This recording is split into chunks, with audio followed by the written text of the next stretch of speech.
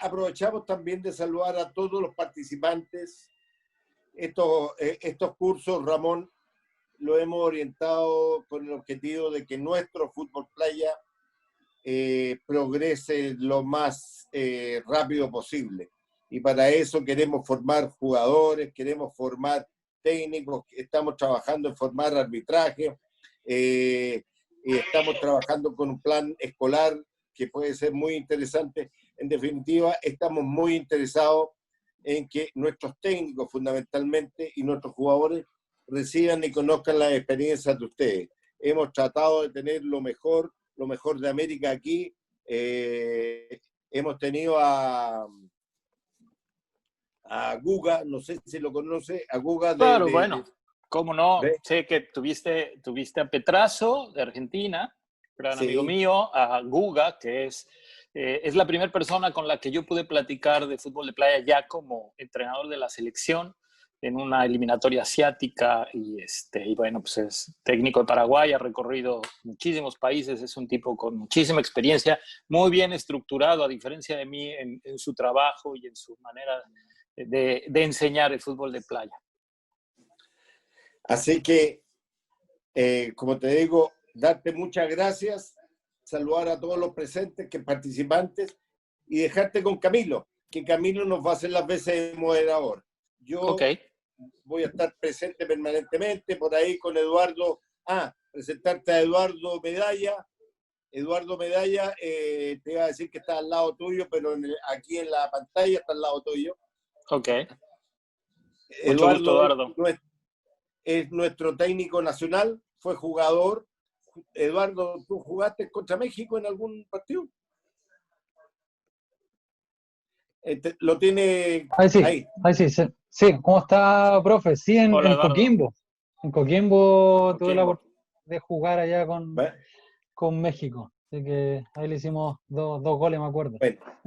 También les ganamos, Eduardo. Tienes que decir que regresamos campeones de ese pero torneo. perdimos el lugar. No, profe, un gusto que esté acá. Quiero contar antes de iniciar una anécdota de ese torneo en Coquimbo, porque nosotros solo llevamos un arquero. El reglamento no contemplaba esta situación.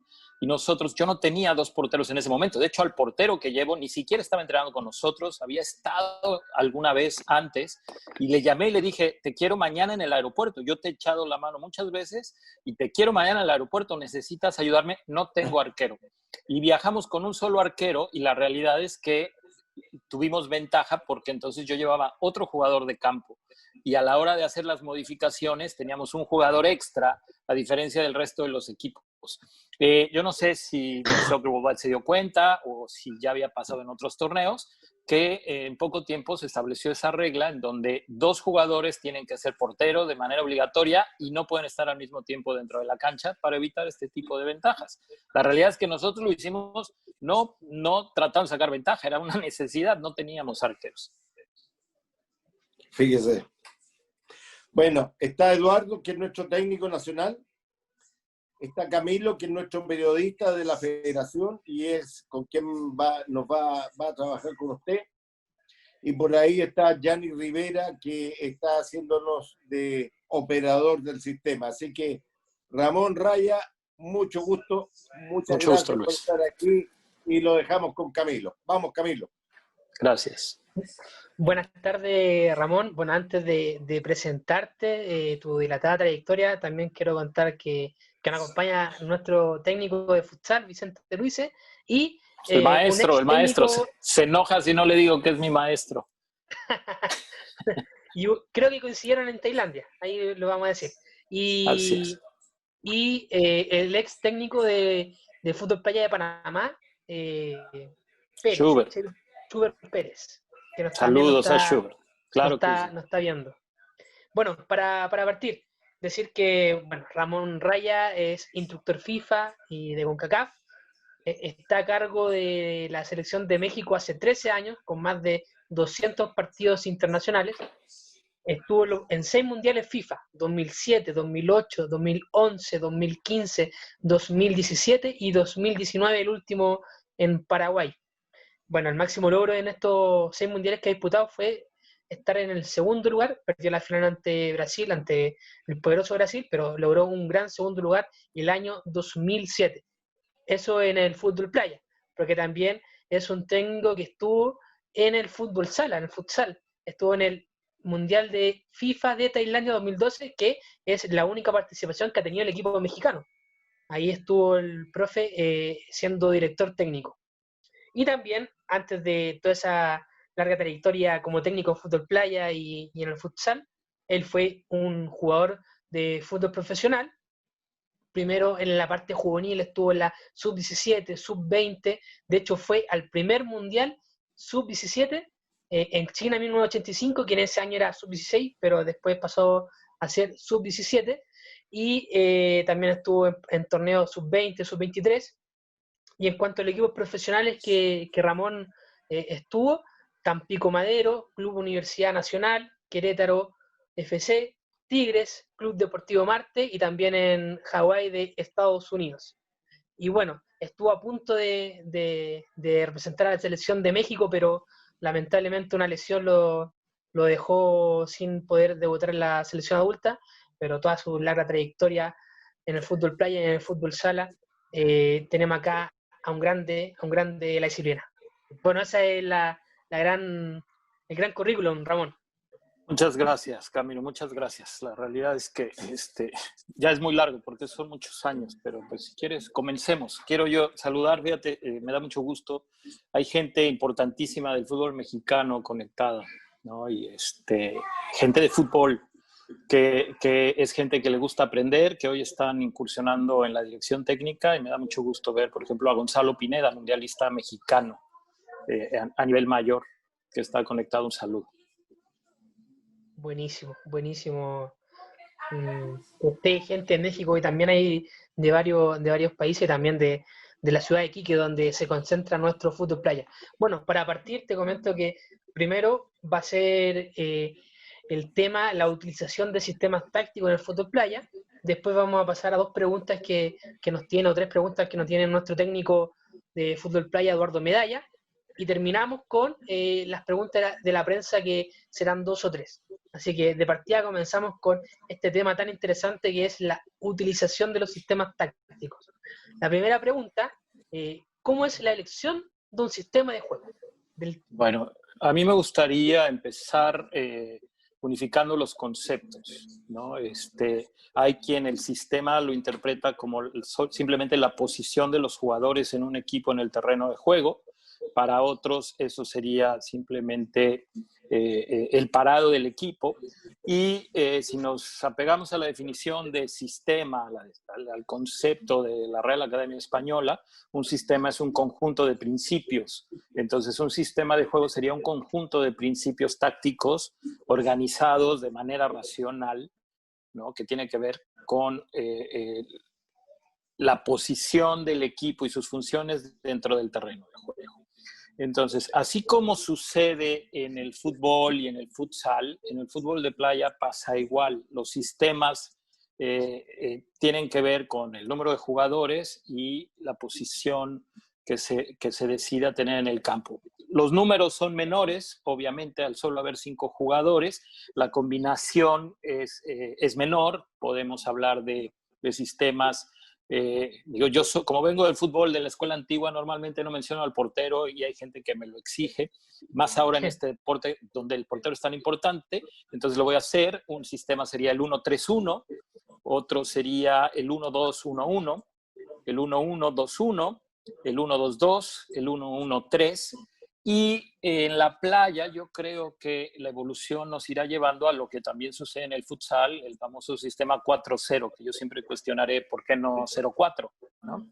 Que es un sistema en donde los jugadores tienen mucha movilidad, mucha rotación y las posiciones no son fijas y todos pasan tanto por la línea defensiva como por la línea ofensiva y todo el mundo puede ejecutar las funciones de cada línea.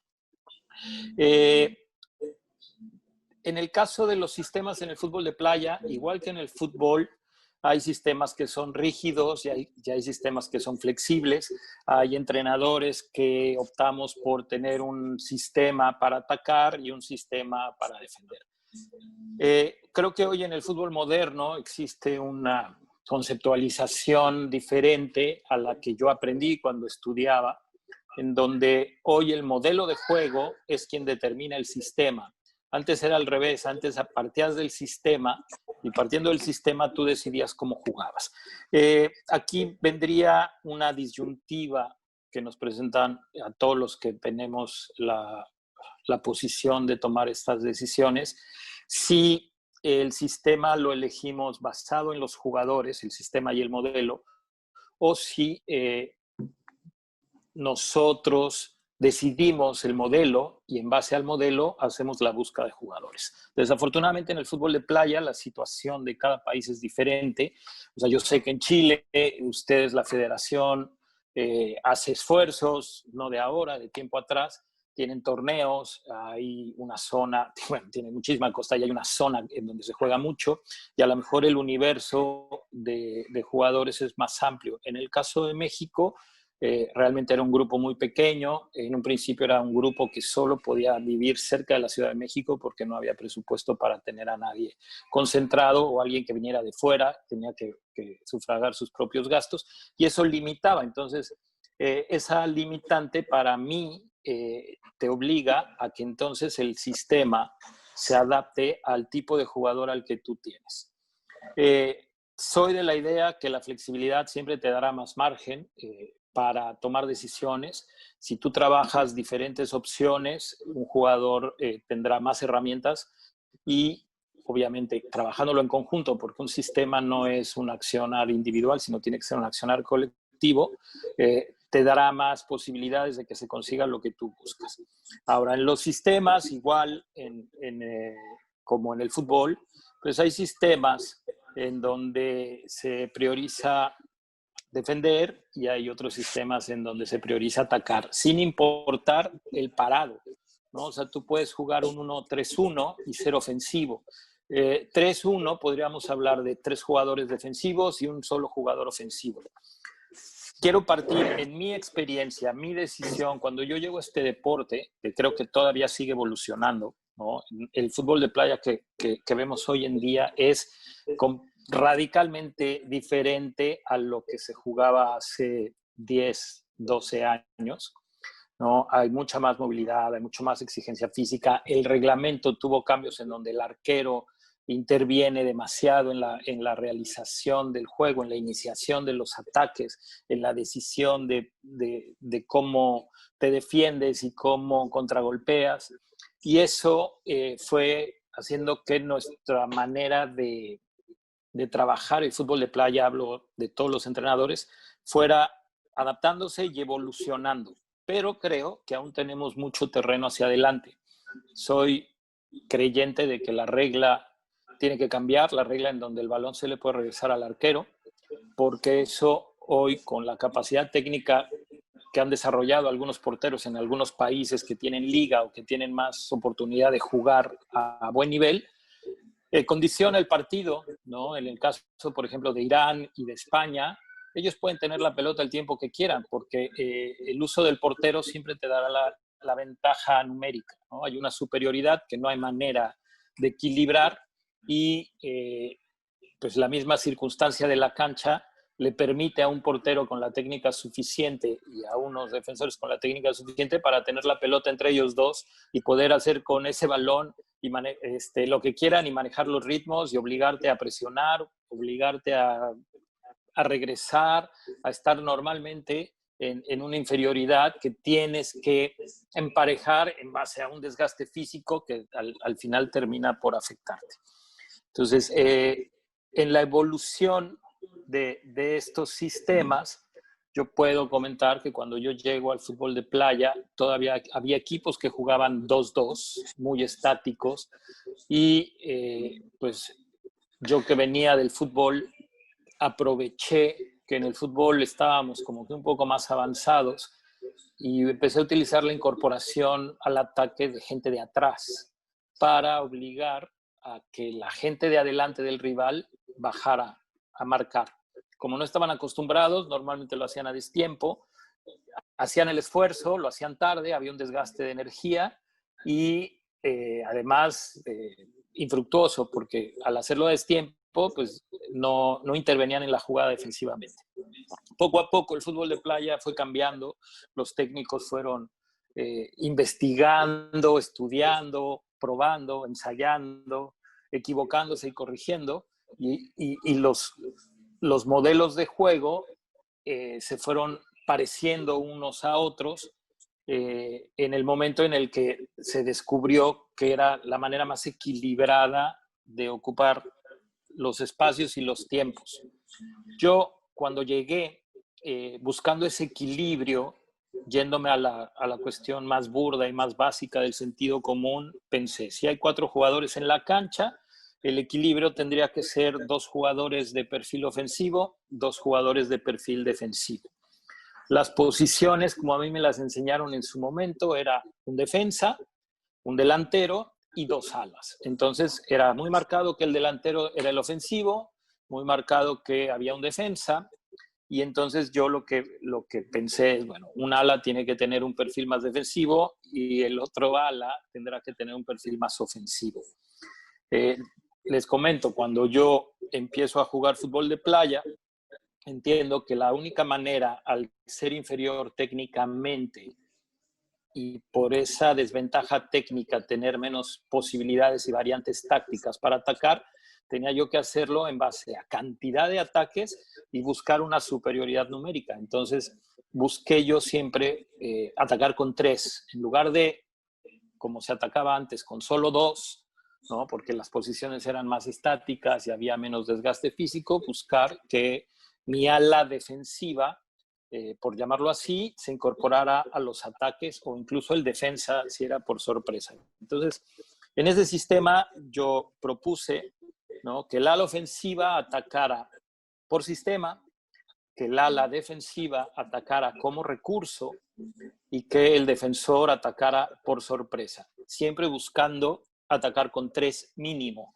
Esa superioridad numérica sorprendió a muchos países que estaban acostumbrados a jugar entre ellos con sistemas que ya conocían y que además eran similares, si bien pues había una desventaja técnica basada en que Brasil era la gran potencia, de Portugal estaba más o menos ahí, venía España que iba desarrollándose, estaban Uruguay y Argentina que también iban creciendo, pero que yo supongo que con la mejor intención pues trataban de imitar el sistema de los equipos que estaban en ese momento en la cima de lo que era el fútbol de playa. Creo que es muy común que la gente cometa el error cuando llega al fútbol de playa. Yo lo cometí. Si te preguntan a ti ¿qué sistema te gustaría jugar, ¿no? Pues yo creo que preguntarías, bueno, a ver, ¿quiénes son los mejores del mundo? En este caso, se ha ampliado, hoy está Portugal como campeón del mundo, pero Brasil sigue siendo un referente y una potencia. Y entonces, si a ti te piden o te dicen, ¿cuál quieres? Tengo a Japón, tengo a Brasil, tengo a Paraguay, a lo mejor dices, pues, préstame a Brasil, ¿no? Quiero ver cómo juega Brasil, quiero aprender ese sistema, es la potencia, son los que mejor juegan. Y yo creo que se convierte en un error grandísimo, porque lo digo un poco en broma, pero es realmente en serio. Si tú quieres o aspiras a jugar como Brasil, tendríamos que empezar a buscar jugadores que hayan nacido en la playa, que hayan caminado 16, 17 años de su vida descalzos en la arena todo el tiempo, y que hayan jugado de 10 a 12 horas en el día en esa superficie para empezar a tener las características físicas y técnicas de los brasileños. Entonces, si partimos que los sistemas son principios tácticos, hay que trabajar mucho primero con la técnica, y esa técnica solo se aprende jugando en la arena, ¿no? Es muy diferente a la técnica que hay en el fútbol de pasto. Me regreso al tema de los sistemas. El día de hoy, en el fútbol de playa, la referencia más grande dentro del campo es el portero. El portero es quien realmente te marca la pauta para el sistema a utilizar. En la última Copa del Mundo, salvo Senegal, salvo Nigeria, que están atrasados en esta evolución táctica que ha tenido el fútbol de playa. Todos los demás equipos intentamos jugar con el portero, algunos mejor, otros no tan bien, otros demasiado bien, otros exagerando a veces el uso del portero, pero con esta regla en donde el portero puede recibir la pelota y estar fuera del área el tiempo que quiera, las veces que quiera, se vuelve un arma importante para el manejo de partido. Entonces, si tú utilizas al portero, obviamente esa posición, a ver, lo voy a definir así, si en un principio se jugaba 2-2, en el momento en el que se creó una línea intermedia, ¿no? Y se jugaba 2-1-1 o 1-2-1, en el momento en el que el portero participa de esa primer línea de ataque, entonces tú tienes la posibilidad de subir a la segunda línea a 2 jugadores, confiando en la técnica de tu portero, y entonces crear quizá una tercera y una cuarta línea, lo cual hace más difícil para los equipos rivales que te defiendan.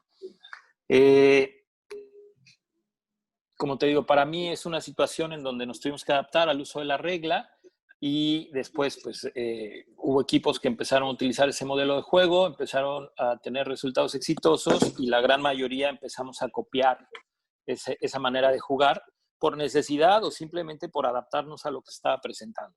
Obviamente, al tener esta superioridad numérica inevitable, también se tuvo que trabajar a nivel defensivo. No sé si voy bien, no sé si estoy siendo claro. Sí, ¿Qué sucede con la superioridad numérica del arquero? Que es tu decisión y pasa mucho por cómo vaya el partido, por los resultados, si tú decides ir a apretar o si decides esperar, ¿no? Si vas perdiendo, por supuesto que tienes que ir a apretar. Y entonces te decía, en el caso de España, por ejemplo, si tú aprietas, el portero sin ningún problema puede tocar la pelota al jugador que quedó libre.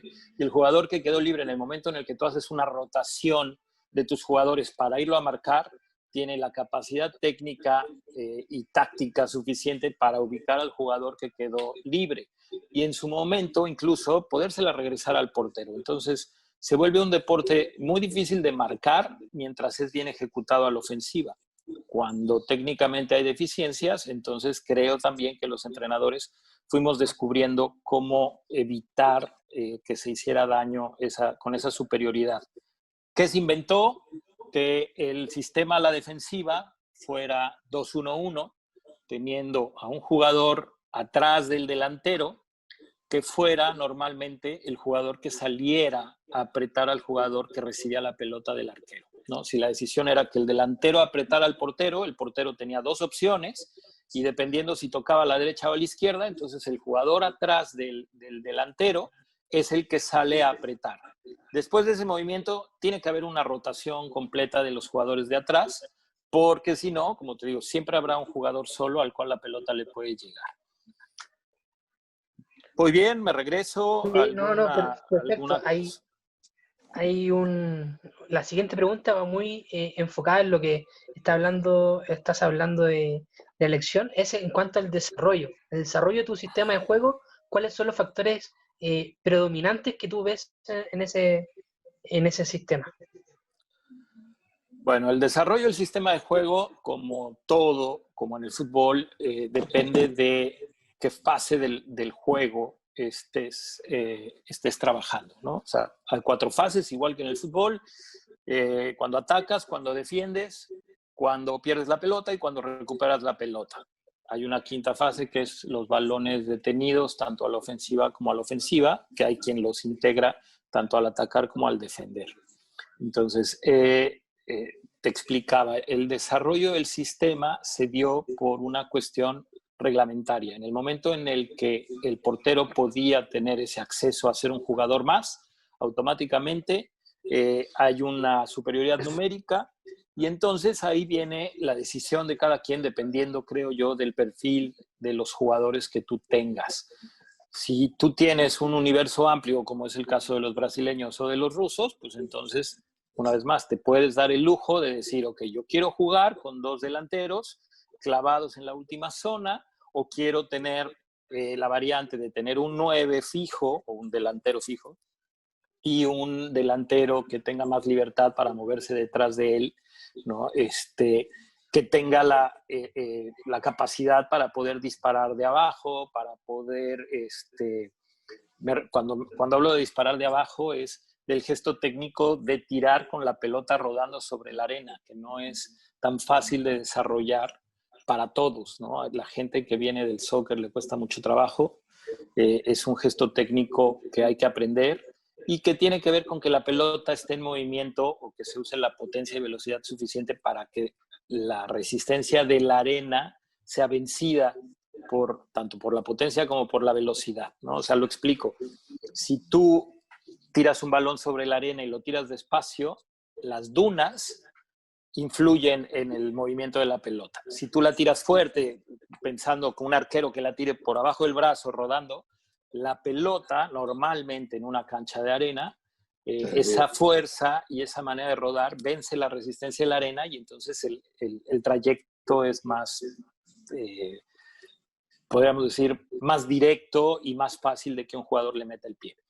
Entonces, cuando tú tienes esa opción, pues bienvenido. Cuando no tienes más que un número limitado de jugadores, pues entonces una vez más, el desarrollo de tu sistema tendrá que influir el tipo y el perfil de jugadores que tengas. Yo, te repito, yo buscando siempre el equilibrio, ¿no? Siempre intenté que hubiera dos jugadores con perfiles muy marcados, que era el defensa y el delantero, y dos jugadores que tuvieran esta dinámica y este perfil de poder hacer quizá ambas funciones. Quizá uno más ofensivo que el otro, pero buscando siempre que hoy en la actualidad, en el fútbol de playa, así como en el futsal y así como en el fútbol, los delanteros también tienen que saber defender, ¿no? En un deporte en donde solo hay 4 en la cancha y en donde hoy todo el mundo corre, cuando tú tienes un delantero que no sabe marcar o que no sabe regresar, pues si de por sí ya tienes al arquero como un ofensivo más, imagínate que tu delantero no marque, ¿no? Entonces, los equipos de nivel importante que tienen la capacidad de aprovechar ese tipo de errores, ¿no? O de ventajas para ellos de superioridad, pues se mueren de la risa cuando no tienes un equipo en donde los 4 jugadores sepan defender. Claro.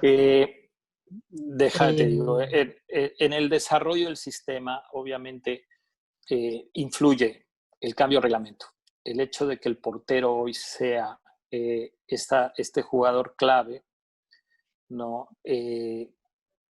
Hace que el trabajo con el arquero sea prioritario.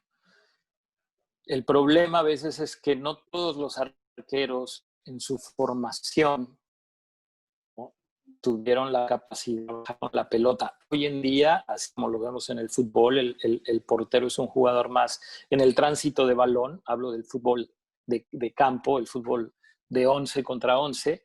En el fútbol de playa, el arquero se vuelve como el mariscal de campo, ¿no? Se vuelve el iniciador de los ataques, se puede volver la persona que más veces tire a gol, se puede volver incluso el goleador del equipo y es quien maneja los ritmos y quien maneja las direcciones de los ataques. Entonces, si hay un arquero que no tiene ese feeling o que no en su formación simplemente creció como arquero atajador, pues te cuesta mucho trabajo después iniciar los ataques así y tienes que desarrollar otra manera de atacar, ¿no? En el caso, por ejemplo, de Nigeria y de Senegal, que se ve que ellos, la gente que los estuvo dirigiendo o nunca vio la actualidad del fútbol de playa o simplemente se adaptaron a lo que tenían. Los 2 equipos africanos de la Copa del Mundo pasada jugaban como se jugaba anteriormente, en donde el arquero simplemente le daba la pelota a alguno de los jugadores en la cancha para que ellos iniciaran los ataques. En el aspecto del desarrollo del sistema hacia el ataque, igual que en el fútbol, existe el ataque directo y el ataque combinativo, ¿no? En donde se busca la creación de juego. En el fútbol de playa es más complicado. Hoy físicamente se han incrementado los ritmos y entonces la pelota suele estar presionada y todavía no tenemos el desarrollo técnico en la mayoría de los países como para poder solventar esa presión y mantener la posesión. Son muy pocos países en el mundo que lo hacen. Uno de ellos hoy es el campeón del mundo, ¿no? Que en las estadísticas de la Copa del Mundo pasada fue quien más tiempo tuvo la posesión de la pelota. Pero eso tiene que ver con la capacidad, ¿no? Y entonces, si hablamos que los jugadores portugueses juegan 70, 80 partidos al año del nivel más alto, en el caso de otros países como México, en donde no tenemos ni liga, pues los pocos partidos internacionales que tienes también son contra equipos de CONCACAF que tienen un nivel táctico y técnico más bajo que tú. A la hora de competir contra este tipo de equipos, se complica. La realidad es que las tendencias, ahora que se está hablando de la superdata y del análisis estadístico, en el fútbol de playa está en pañales, pero más o menos se hicieron algunos números en la Copa del Mundo pasada. La gran mayoría de los goles, el 71% de los goles, fueron goles que se organizaron de 0 a 1 pase. ¿Qué quiere decir? Que era, el arquero tenía la pelota, la tiraba en ataque directo, el jugador controlaba y remataba, o el jugador controlaba y se sacaba a alguien de encima, o simplemente remataba como venía. Y los de 0 pases era un jugador robaba la pelota y después de robar la pelota, él mismo hacía la jugada de sacar ventaja de haber robado el balón. Entonces, eso nos habla de que muy poco juego construido existe hoy en el fútbol de playa. Pero si ves que el campeón del mundo lo hizo, quiere decir que se puede y quiere decir que podemos ir para allá. Yo soy un creyente de que entre más tiempo tengas la pelota, más difícil es que te hagan un gol, ¿no? En el caso de México, nosotros no teníamos esa capacidad para tener una posesión tanto tiempo y entonces teníamos que hacer y desarrollar un sistema de ataque directo la mayor parte del tiempo. En el sistema, la fase defensiva, al igual que en el fútbol, tú puedes hacer una presión alta, puedes hacer una presión en media cancha o puedes tirarte atrás y pararte, podríamos decir, cerca de tu área. ¿Qué sucede? Que a diferencia de lo que pasa en el fútbol, cuando tú te tiras atrás, el tamaño de la cancha de fútbol de playa permite que incluso el arquero, ¿no?, sea un peligro cuando sabe tirar a gol, sea un peligro inminente. Entonces, es muy difícil que tú tirándote atrás puedas evitar tener estos ataques. Claro, si tú juegas, por ejemplo, en el caso de México, en la eliminatoria, si tú juegas contra un equipo que, voy a mencionarlo, el caso de Guatemala en las eliminatorias del año pasado, cuyo arquero no tenía un buen manejo de pies, no sabía tirar a gol, pues entonces te puedes dar el lujo de tirarte unos metros atrás, obligando a que el portero le juegue la pelota a algún defensa para entonces después apretarlo. Hablábamos en el sentido también de las fases del juego, de qué hacer, ¿no? Tu sistema que se ve marcado por el modelo de juego que tú eliges, ¿qué tienes que hacer cuando pierdes el balón? Pasa igual que en el fútbol, ¿no? Te puedes replegar, puedes presionar ahí, puedes tomar decisiones dependiendo si hay superioridad numérica o no, puedes elegir si orientas el juego hacia un costado o puedes elegir si retardas el juego para que tu equipo se acomode. Eso también es una decisión individual. Y a la inversa, ¿qué hacer cuando gana el balón? Creo yo también depende del tipo de jugadores que tengas y la manera en la que tú sientas el fútbol. Es dependiendo igual, ¿no? Si contraatacas, entendiendo que la decisión es robé la pelota y tengo una superioridad numérica o tengo una posición adecuada para ir al frente, o si en lugar de contraatacar mantengo la posesión y permito que mi equipo se acomode sin importar que el rival se ajuste. Y también, pues bueno, ¿no?, la decisión si avanzo o retengo, que muchas veces te lo delimita el periodo en el que pasa, el resultado, ¿no? Si vas ganando, pues no hay necesidad a lo mejor de apresurarte y atacar. Aquí, yo quiero decir, en el fútbol de playa, cada vez que tú pierdes la pelota es una oportunidad de gol para el rival, ¿no? O sea, no es que, ok, bueno, como en el futsal, que de repente la manera de hacer que pase el tiempo es le doy la pelota y me defiendo bien y marco una zona en donde ya no permito que el balón entre y no importa que el rival tenga la pelota mucho tiempo mientras no me ataque. En la playa, como decíamos, por el tamaño del arco y por el tamaño de las distancias, no es fácil hacer eso. Entonces, muchas veces lo conveniente es tratar de mantener la posesión. Perfecto, Ramón. Y en cuanto a qué condiciona un sistema de juego en tu larga trayectoria de la selección mexicana, ¿qué es lo que se condiciona? Bueno, lo condiciona todo lo que pasa en la cancha, ¿no? O sea, digo, desde el tipo de competencia, el tiempo en el proceso en el que estás, ¿no? Si estás preparándote para un torneo, por ejemplo, si en una Copa del Mundo ya estás clasificado, yo soy de la idea, por eso, de que tienes que ser flexible, ¿no? Los sistemas rígidos, para mí, delimitan en un terreno muy corto la posibilidad de hacer variantes y esa limitante en las variantes te hace predecible. Depende mucho también, o sea, la gente aquí, si no lo sabe, bueno, en el fútbol de playa las sustituciones son parte importantísima de un sistema, ¿no? Participan normalmente todos. Solo hay un equipo que no lo hace, que es Japón, donde tienen a un figurón que quedó de mejor jugador del mundial, con un concepto que yo no comparto, en donde Osu, un brasileño naturalizado, que es un monstruo, ¿no?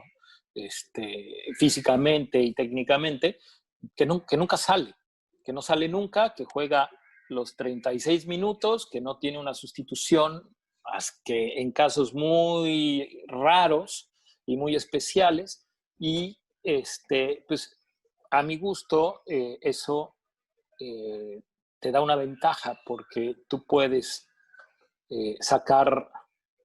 sacarlo de su bienestar, si le pones a un jugador que lo apriete o si lo obligas a que el jugador que él está marcando corra más de lo acostumbrado simplemente por hacerlo moverse. Y después, pues bueno, también creo que Japón, al tener un jugador de ese tamaño y de esas cualidades, depende mucho de lo que haga él. Si es un fuera de serie, si es un crack. Pero a mí me tocó ser parte del grupo de estudio técnico en el Mundial de 2013. México no clasificó y la FIFA me invitó a ser parte del grupo de estudio técnico y uno de los equipos que me tocó analizar fue Japón. Y aunque haya gente que se moleste, lo tengo que decir, el responsable, a mi manera de ver, de que Japón haya quedado eliminado fue precisamente Osu, ¿no? Porque después de ir a atacar 2 veces no regresó a la marca porque físicamente ya no le daba y esa superioridad fue aprovechada. En algún momento creo que fue Paraguay y el otro partido no sé quién fue, que hicieron los goles que a la postre dejaron fuera a Japón. ¿Qué más condiciona? ¿El clima puede ser? Sí, por eso te decía, o sea, todo lo que pasa en la cancha, todo, absolutamente todo, lo interno y lo externo, ¿no? O sea, ¿qué te condiciona? Lo que te decía, vas ganando, estás clasificado, ¿no? Tienes a un jugador amonestado y el partido importante, o sea, una amarilla más, lo suspenden y entonces ya no metes ese jugador y entonces tu rotación, que normalmente tendría que ser, digo, es una decisión que también toman los entrenadores, cómo manejas los cambios, si los manejas por parejas, ¿no? Por ejemplo, en el caso de las eliminatorias y los campeonatos del mundo, el plantel es de 12 jugadores, entonces, partiendo de un equilibrio, podríamos decir, tienes 2 arqueros, te quedan 10 jugadores, tendrías que tener 5 defensivos, 5 ofensivos, ¿no? Entonces, juegan 2 defensivos, 2 ofensivos, tienes 2 cambios por jugador, te sigue sobrando un jugador defensivo y un ofensivo. Entonces, la decisión de si tu rotación la haces de solo 2 jugadores, si la haces de 3 jugadores, si la haces por línea, si la haces por bloque, ¿no? O sea, tú puedes tener una rotación de 5 en tu bloque defensivo en lugar de parejas, no sé si me explico. A ver, lo voy a detallar. Yo como defensa tengo mi pareja afuera, yo juego 3-4 minutos, en el caso de Rusia, que lo hacen 90 segundos, al minuto y medio, y salen los 4, que es muy rígido, y también pienso para mí, esa rigidez, así como en algún momento los hizo ganar, creo que hoy los hace perder. Yo salgo, mi pareja entra, pero ahí la decisión es si yo puedo salir y cuando entra mi pareja jugar con un ala defensivo X o si tengo que salir el bloque defensivo, tanto el defensa como el ala defensivo al mismo tiempo. Todo eso tú lo trabajas, si lo quieres hacer de manera individual, si lo quieres hacer por bloque. En el caso de México, nosotros este último mundial lo hacemos por bloque. O sea, la idea era que siempre jugar el mismo central con el mismo ala defensivo, porque ya había un entendimiento, porque había una sociedad ya hecha en base a perfil, a estilo de juego, a manera de sentir, a comunicación, a si eran compañeros de cuarto, se llevaban bien o no. Pero tienes un jugador extra que también lo puedes meter. Ahora, en el caso que tengas un jugador amonestado o un jugador suspendido y te digo, y tienes el siguiente partido, puedes tú decidir que tu bloque, en lugar de rotar por parejas, rote de 3. No sé si me explico. O sea, yo puedo jugar 3 minutos, salgo, tú que eres a la defensiva, 3 minutos sales y entran otros 2. Pero yo tengo una tarjeta amarilla y entonces el entrenador puede decidir ya no arriesgar porque el partido importante es el que viene y entonces el central que juega conmigo ya no tiene con quién rotar. No puedes dejarlo todo el partido. Entonces esa rotación de 3, ¿no? Se tiene que adecuar. Tiene que estar un jugador, tiene que estar afuera y entrar a los 2 minutos y el otro jugador estar 2 minutos afuera para que entonces la circulación sea solo de 3 jugadores. Si tú los dejas 3 minutos, puedes hacer que los jugadores tengan un cansancio más grande. Ese cansancio más grande también hace que la recuperación sea más tardada. Y entonces, si estás jugando los últimos periodos y tu jugador que tenía que estar descansando en la banca no se recupera, al momento de entrar es más fácil que baje su rendimiento. Y entonces desajusta, un solo jugador que no se recupere, te desajusta toda una logística de cambios.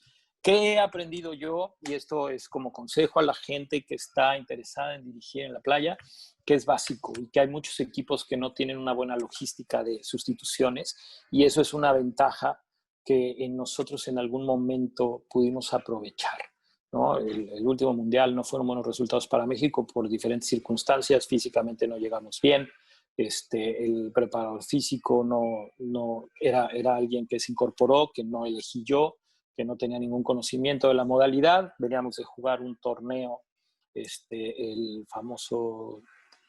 famosos Juegos Olímpicos de playa, mucho viaje, mucho desgaste y el equipo, además creo que ya era un equipo veterano y sin la preparación suficiente, pues bueno, nos costaba mucho trabajo los terceros periodos. Esa es otra situación también, ¿no? ¿Qué condiciona el sistema? En la playa son 3 periodos y muchas veces la gente no sabe manejar el tercer periodo, creo que es muy importante.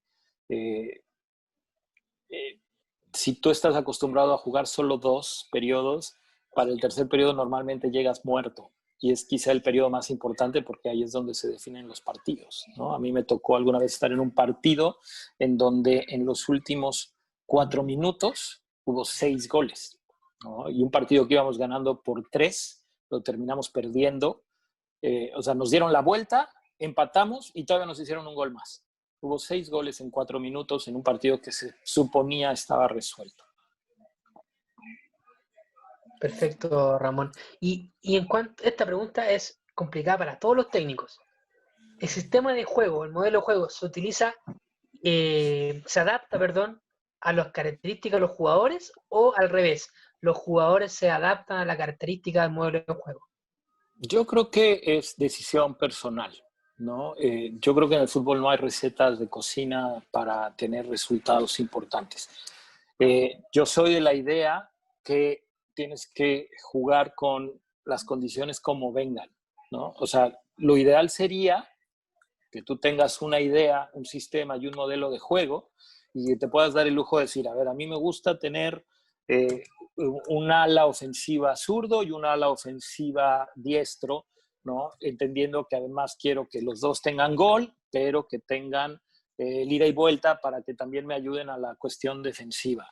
Quiero que los dos sean buenos para rematar de volea y quiero que los dos sepan pegarle de abajo y que sean especialistas a la hora de los balones detenidos. Y resulta que no tengo ninguno de los dos, ¿no? Entonces, si no tengo ninguno de los dos, pues obviamente yo tengo que condicionarme a que si la gente, por ejemplo, en el caso de México, uno de mis alas ofensivos no tenía gol. Y entonces, pues hay que buscar modificar el modelo de juego para que este jugador pueda participar. No tenía gol, pero nos daba muchas otras cosas. Nos daba una dinámica y una competitividad y un orden táctico en cualquier momento del partido por su madurez que también ayudaba. Entonces, yo creo que, o sea, lo ideal sería que tú como entrenador pudieras imponer tu modelo y tu sistema a tu gusto y que pudieras tener no uno, dos zurdos, cuatro delanteros, 5 porteros para decidir con cuál, ¿no? Porque los porteros igual, la característica del portero, si le sabe pegar, si despeja bien de manos, ¿no? Puede ser que despeje bien de manos, pero atajando sea un desastre. Puede ser que atajando sea muy bueno, pero no sepa dar un pase, porque no nada más es el pase ya a un nivel de alto rendimiento, tiene que ser a la velocidad, a la altura suficiente, a la pierna indicada para que la jugada continúe, porque esa pérdida de segundos puede hacer que el otro equipo a la hora de rotar lo haga bien y entonces tu superioridad numérica no exista. Yo creo que es, una vez más, en mi opinión, habrá quien diga yo me muero con la mía y la tienen que aprender y lo que me tarde yo en enseñárselas, ¿no? En mi experiencia, por mucho que quieras jugártela con una, al final tienes que adaptarte también a lo que hacen los jugadores, que es el elemento más importante en cualquier equipo. Claro, eso es verdad. Los jugadores, al fin y al cabo, son los elementos fundamentales de este deporte. Bueno, ¿qué sistema de juego es el que utilizas principalmente en la selección? ¿Cuál es el que te gusta y por qué es el que te hace ganar también? Bueno, nosotros tenemos en México una particularidad, no nada más en el fútbol de playa. Bueno, México tiene, yo ya no soy el entrenador de la selección de México, creo que no lo saben desde diciembre pasado. Tanto a nivel mayor como a nivel categorías inferiores, como en cuestión de playa, nuestra confederación es muy dispareja, ¿no? Tenemos algunos equipos con algo de experiencia y aunque son solo 2 plazas y normalmente compiten 16 equipos por esas 2 plazas, el nivel de los rivales en el papel es más bajo que el de nosotros. Entonces, tú juegas la eliminatoria de una manera y la Copa del Mundo la tienes que jugar completamente de otra, ¿no? En la eliminatoria, México está obligado en el papel a ganar todos los partidos por ser superior en el papel, y ya cuando vas a una Copa del Mundo, pues entonces ya no puedes atacar igual. ¿Por qué? Porque a lo mejor lo que le hace daño a un equipo como Trinidad y Tobago, como Jamaica, o como Guadalupe, o como, pues no sé, digo, guardando respeto para todos estos rivales, como Guatemala, que sigue a veces jugando futsal dentro de la arena y no fútbol de playa. No es lo mismo que enfrentarte a España, que enfrentarte a Italia, que enfrentarte a Portugal, que enfrentarte a Irán, ¿no? En donde si tú equivocas, por ejemplo, nosotros en CONCACAF basamos los ataques mucho en el despeje del portero con la mano, ¿no? Pero esa misma estrategia jugada contra equipos europeos, lo único que haces es regalarles posibilidades de que te ataquen en contragolpe o en transición. Entonces, ¿qué sistema utilizábamos en la eliminatoria? Éramos muy profundos en los ataques. Nuestro modelo de juego siempre será atacar. Bueno, en los equipos que yo dirija, así lo siento yo. Como tenía con México una desventaja técnica, yo decidía que teníamos que atacar más que el rival y basarnos, ¿no?, en cantidad, porque la calidad no la teníamos. Y entonces era, explicado de una manera burda, es si yo ataco 1000 veces, a lo mejor meto un gol. Entonces, si tengo que atacar 2000 para meter 2, quizá. Si solo ataco 10, va a ser muy difícil que meta gol, porque no tengo la calidad que tiene Brasil, que tiene Italia, que tiene Portugal, que tiene España. Entonces, éramos un equipo que atacaba mucho. Usábamos un sistema para atacar en donde a mí en lo personal me gustaba mucho el despeje del portero, pero ya en una Copa del Mundo es muy difícil contra equipos que se saben defender bien. Entonces, en la Copa del Mundo y también por cuestión de estilo y perfil de los jugadores, hay jugadores que en ese tipo de partidos se sienten con menos confianza para tener la pelota, entonces jugábamos prácticamente como casi todo el mundo, el portero jugando el balón con los pies, los dos jugadores defensivos abiertos en media cancha y dos delanteros, en lugar de jugar 1-1, yo jugaba con los dos delanteros metidos en el área. La idea era no tener un ataque directo, sino un ataque con prolongación.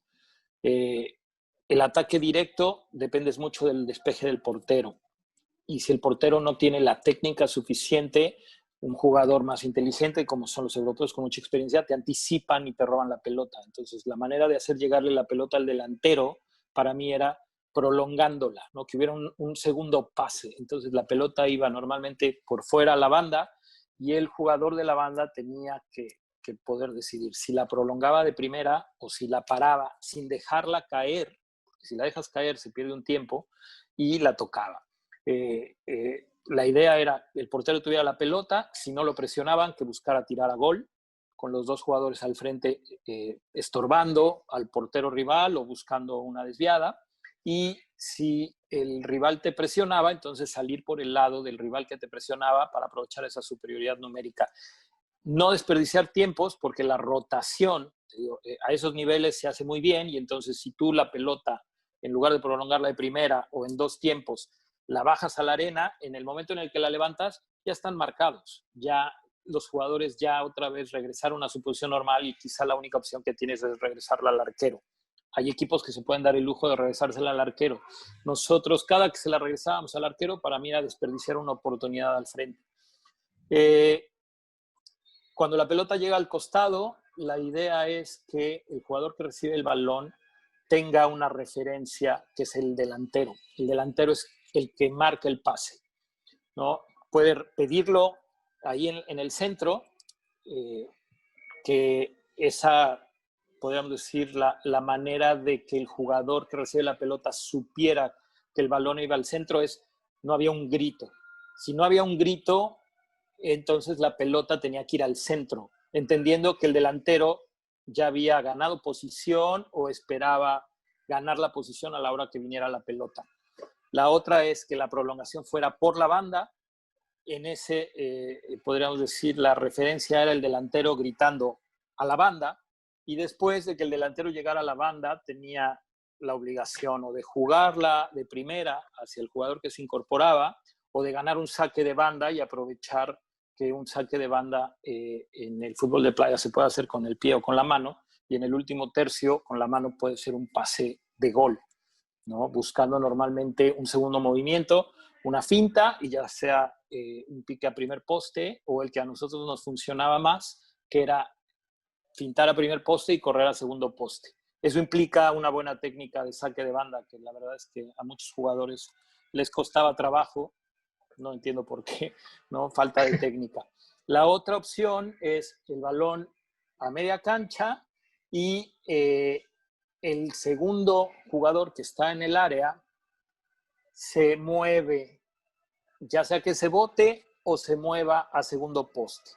Y en su defecto, ¿no? Puede ser que el delantero pique a la banda, no grite a la banda, el segundo delantero se meta al centro a ganar posición y el ala del otro lado sea quien aproveche. Entonces, la idea es que el jugador que recibiera la pelota tuviera las cuatro opciones.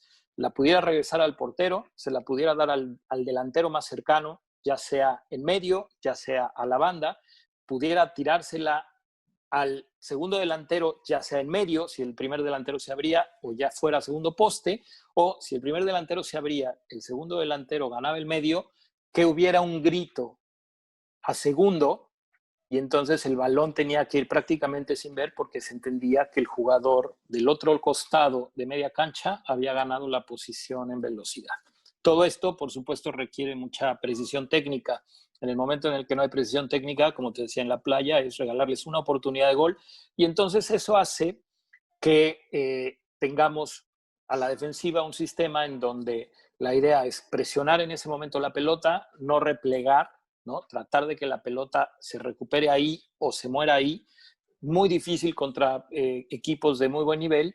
Y entonces, en el momento en el que la pelota terminaba en el portero o terminaba en una posesión tranquila de ellos sin haber salido a contraataque, entonces nosotros nos parábamos 1-2, 1-1, utilizando la estrategia que la mayoría de los equipos de nivel alto hacen, ¿no? Donde el delantero decide a la voz de la gente de atrás si va y presiona al portero, el jugador de atrás del delantero marca al jugador al que la pelota va, o sea, tiene que hacerlo en velocidad y a tiempo para que este jugador no tenga libertad para controlar y pensar. Los jugadores de atrás, obviamente, tienen que mantenerse con su marca y en defecto, si este jugador tiene la capacidad técnica, como es el caso de Irán o de España, de hacer un cambio de juego, un cambio de frente en media cancha, entonces tiene que haber una rotación. Todo eso se tiene que trabajar. Es fácil porque no hay muchas variantes hoy en día en el fútbol de playa. Me refiero a los movimientos. Es fácil de aprenderlos, se vuelven automatismos, lo condicionas en base a las referencias. El problema viene ya después en la capacidad individual, ¿no? Que te encuentras con equipos que tienen jugadores desequilibrantes a la hora de que quedan aislados mano a mano. Eso es verdad. Hay varias aristas en este sistema, en este deporte tan lindo que es el fútbol playa. Y la última pregunta de estos sistemas tácticos, bueno, la flexibilidad. Tú dijiste que te consideras a alguien flexible en estos sistemas de juego, pero ¿por qué crees tú que los otros técnicos no son tan flexibles? No sé, tú nombrabas el caso de Rusia, de Japón. ¿Por qué crees que todavía mantienen esa rigidez en sus sistemas de juego? Es una decisión personal, ¿no? Y hoy Japón es el cuarto lugar del mundo, ¿no? Rusia tercero, ha sido 2 veces campeón. Yo creo que pasa más por la capacidad de los jugadores, por a veces los cruces, la fortuna, cuál es el equipo al que te enfrentas, ¿no? Y el fútbol de playa tiene esta particularidad en donde Rusia le puede ganar a Brasil, pero Rusia a Portugal quizá no le gana, ¿no? Brasil le gana a Portugal, pero se le puede complicar Tahití, ¿no? Tahití le puede ganar a Brasil, pero con Suiza pierde. O sea, hay una situación ahí que tiene que ver con estilos de juego, ¿no? Y con fortalezas y debilidades. Entonces, te digo, para mí, pues es cuestión de decisión del entrenador, cuando un entrenador es poco flexible, me parece que se vuelve al final predecible y tácticamente alguien que es predecible ya está en desventaja, ¿no? Porque entonces te basas simplemente en la capacidad del jugador. Hoy con la tecnología puedes analizar perfectamente a los rivales y entender que este jugador hacia la derecha nunca sale, o cuando sale a la derecha no dispara, y entonces taparle el lado izquierdo o de alguna manera obligar y orientar el juego a que vaya hacia el jugador menos ofensivo del rival, ¿no? Que basa sus ataques de una manera pues repetitiva. Eso me parece le sucedió a Tahití, que había sido sorpresa, tercer lugar, después subcampeón del mundo. Este mundial no pasó la fase de grupos, estuvo en la fase de grupo con nosotros, porque hoy ya todos los equipos sabemos cómo juega Tahití y no han ni evolucionado ni modificado. Entonces hoy se marca muy bien lo que hacen ellos.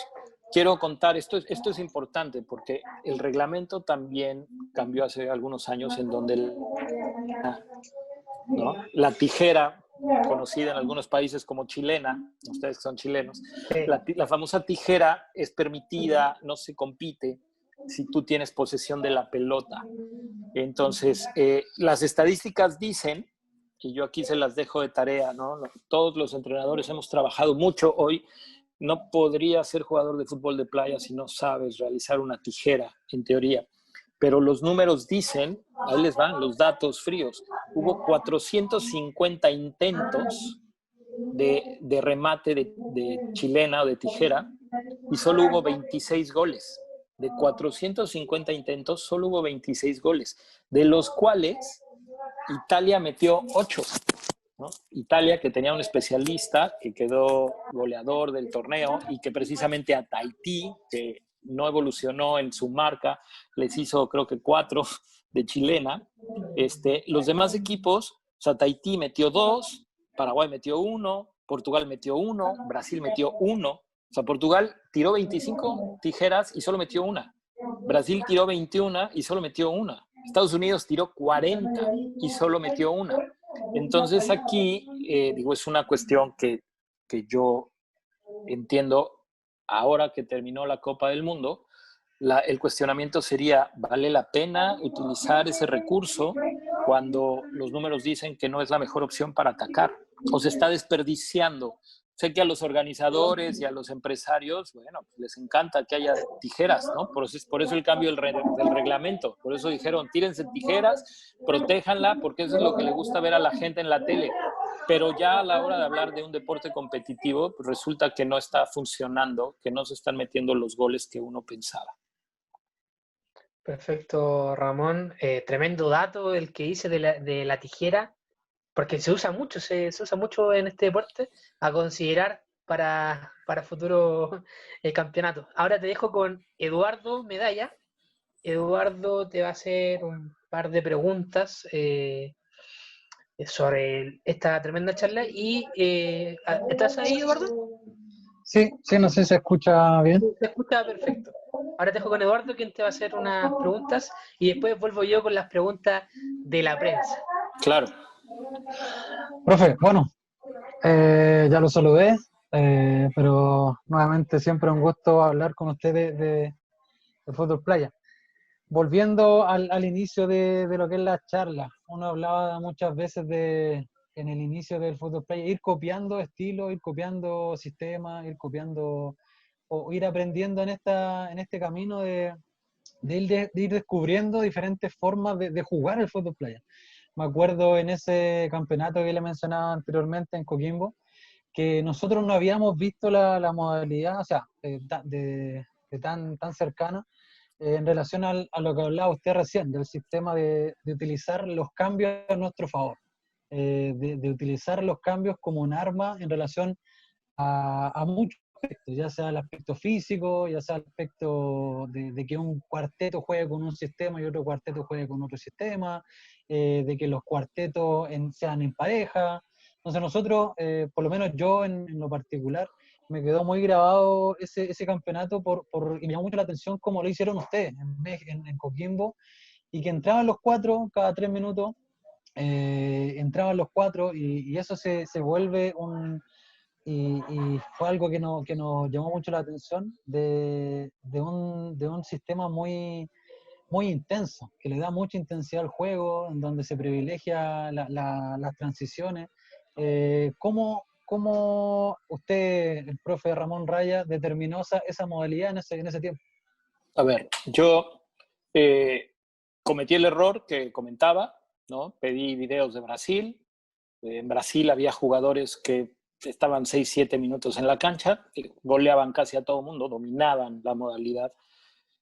Y pues mi primer intento fue pues, manejando esos tiempos.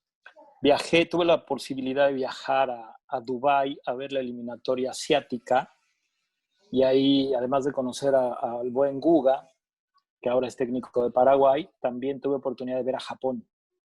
Y Japón manejaba una intensidad muy alta y una logística de sustituciones similar. Si bien no estaba todavía como muy organizada, los jugadores entraban y salían. Si tú hoy lees el reporte técnico de la Copa del Mundo pasada, a mí me da mucho coraje. Quien hace uno de los análisis es alguien que fue técnico de Canadá, que clasificó al Mundial de 2006, y él dice que solo Canadá en el 2006 hacía cambios cada 3 minutos. ¿Por qué? Porque él viene del futsal y en el futsal existía eso, lo cual es una mentira rotunda, yo se lo podría demostrar. El sistema de México que yo inventé para el 2007 y que nos dio resultado y que sorprendió al mundo en una Copa del Mundo y que nos hizo llegar hasta la final sin tener ni siquiera una cancha para entrenar, tiene que ver precisamente con esa logística de cambios. ¿Qué busqué yo? Mantener una intensidad que incomodara al rival. Entonces, primero tienes que tener una preparación física muy grande, muy fuerte, en donde los jugadores además entiendan cuándo tienen que entrar y cuándo tienen que salir. Voy a tratar de explicarlo fácil, ¿no? A mí no me gustaba. Yo pensaba como jugador, o sea, estar 3 minutos en la cancha y tener que salir, ¿no? Igual y ni la toqué, y tener que salir, o sea, pues no me gusta. Lo viví una vez que fui con precisamente un técnico chileno que dirigió indoor soccer en Estados Unidos y que trabajó, yo estaba haciendo una rehabilitación, me invitaron a entrenar y jugué el primer día un interescuadras y a los 3 minutos vas para afuera y no la había tocado. Y entonces me dijo, fuera. Y a los 3 minutos regresé y metí gol y me sacó. Y llevaba 1 minuto y metí gol y dije, fuera, ¿no? Él tenía un sistema de cambios que se usaba, lo que se usa en el indoor soccer, en donde la intensidad es muy parecida al hockey sobre hielo, en donde tienes que estar en una intensidad muy alta para que se vuelva muy exigente y complicado para la gente que no tiene capacidad técnica ni estabilidad emocional para mantener una disciplina táctica. Entonces, basado en esa idea, yo regresé a México y la verdad es que la inventé, ¿no? O sea, utilicé el sentido común. Les decía, ok, salte una jugada antes de cansarte, ¿no? Esa es la marca. No había tiempos, era antes de que te canses. O sea, tú tienes que conocer tu capacidad física y sabes, con este pique estoy a punto, o sea, si me pego uno más, estoy muerto. Si tú sales muerto, lo que yo decía, a ver, lo explico en números. O sea, yo entro, estoy al 100% de mi capacidad iniciando el partido y por situaciones del juego me pego un pique, bajé al 90, después ataco y la pelota se queda ahí, compito y lucho, ya estoy en 75. Me toca hacer un regreso porque mi defensa atacó y entonces yo voy, ya estoy al 70%. Ahí me tengo que salir. Si yo me pego otro pique y bajo hasta el 50%, ok, yo salgo, entra el jugador, yo no me recupero del 50 al 90 en 3 minutos. Y entonces cuando regreso al 80%. ¿No? Y entonces ahí ya un jugador al 80% va a llegar al 50 más rápido y se va a salir antes de que el jugador que está recuperándose se logre recuperar. Entonces, un solo jugador te puede desfasar toda esa logística. ¿Qué tiene que haber? Una gran comunicación entre las parejas, ¿no? También la experiencia del juego te va dando ese manejo de los ritmos, ¿no? Después lo fuimos delimitando a más o menos 3 minutos, 3 minutos en donde en los entrenamientos a los 3 minutos salías y entonces tú entendías más o menos, te vas acostumbrando, vas entendiendo que llevo 1 minuto, llevo 2 minutos, tengo para pegarme un pique, me acabo de pegar un pique, ya no me lo pego porque todavía me queda 1,5 minutos, ¿no? Dentro de la cancha y entonces este no lo aguanto y no lo hago, me recupero. Por supuesto que hay situaciones en donde ese pique es obligado y lo tienes que hacer y por eso tienes que estar bien preparado físicamente. Y también tiene que haber esa comunicación con tu pareja en los cambios en donde, ok, yo me salgo antes de los 3 minutos porque un jugador cansado es una desventaja. Si tú por ego, por vanidad, por desubicación te quedas y estás cansado dentro de la cancha, un entrenador que tiene esa visión lo aprovecha. Ese es otro punto que creo que yo pude hacer bien. O sea, yo empecé a analizar cómo era la logística de cambios de los rivales y me daba cuenta que, por ejemplo, en Estados Unidos hay jugadores que porque son mejores que otros, quedan más tiempo en la cancha que lo que deberían de quedarse. Y entonces, cuando ese jugador pasa de los 3 minutos, yo automáticamente hago un cambio. Ahí es donde yo sí intervengo en los cambios y le meto un jugador fresco para que compita contra él, ¿no? Para que le saque una ventaja por haber pecado de vanidoso, ¿no? Y haberse quedado más tiempo en la cancha. Y si no, pues por lo menos hago que se desgaste y que entonces tenga que salir y su recuperación dure más tiempo. Entonces, la idea era que yo no tuviera que estar manejando los cambios, ¿no? Que los cambios los manejen ellos solos, con parejas. En el último mundial, bueno, ya el último año, yo decidí por situaciones, ¿no? Que se daban, que había parejas que funcionaban mejor. Tenía yo un ala defensivo derecho y un ala defensivo zurdo. Entonces, tener al central zurdo con el ala defensivo zurdo me limitaba una salida por derecha. Entonces, yo empecé también a manejar esos cambios en lugar de parejas por bloque, ¿no? O sea, el bloque defensivo, si el central se sentía cansado y pedía el cambio, aunque el ala defensiva no estuviera cansado, tenía que entender que no podía estar mucho tiempo en la cancha con el central zurdo, ¿no? Entonces teníamos que tener el central derecho con el ala defensivo zurdo y el central zurdo con el ala defensiva derecho. A raíz de eso empecé a experimentar con que también el ala ofensivo hiciera alguna sociedad en cuestión de entendimiento, de movimientos, de coordinación con el delantero. Y entonces hoy, bueno, lo último que yo trabajé con México, los cambios se hacían por bloque, ¿no? A la hora de salir el central tenía que salir el ala. Lo ideal a veces es que tengas una cuarteta fuerte, no siempre puedes tenerla. Y entonces también esa es una decisión tuya como técnico. ¿Dónde intervenía yo en el momento en el que ya los cambios los jugadores los manejaban de manera automática? Incluso hubo situaciones en donde los jugadores le pedían a mi auxiliar que tomara los tiempos para que no hubiera confusión, ¿no? Él les tenía que avisar 3 minutos, llevan 3 minutos. Claro, en los torneos internacionales tienes el reloj ahí que te indica más o menos cuánto tiempo va, y la experiencia también te va diciendo si puedes aguantar un minuto más o no, y la comunicación con tu compañero, ¿no? Que normalmente ya yo ponía de compañeros de cuarto a ese bloque, no los ponía a la defensiva con ala defensiva, sino ponía a la defensiva con central y a la defensiva con central y a la ofensiva con delantero, de compañeros de cuarto para que tuvieran igual esa comunicación.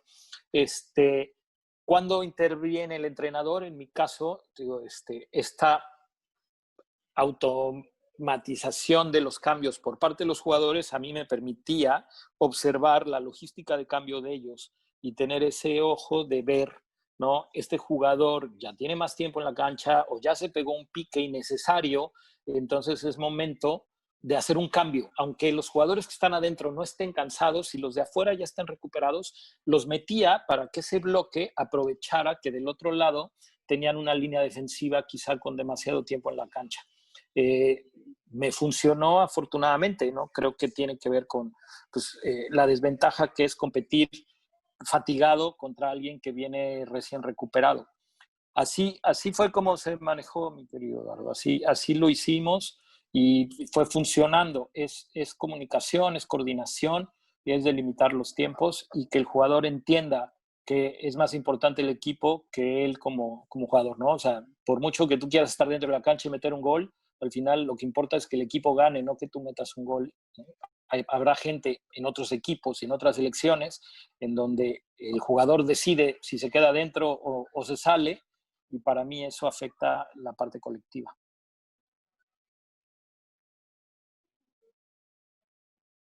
No te escucho.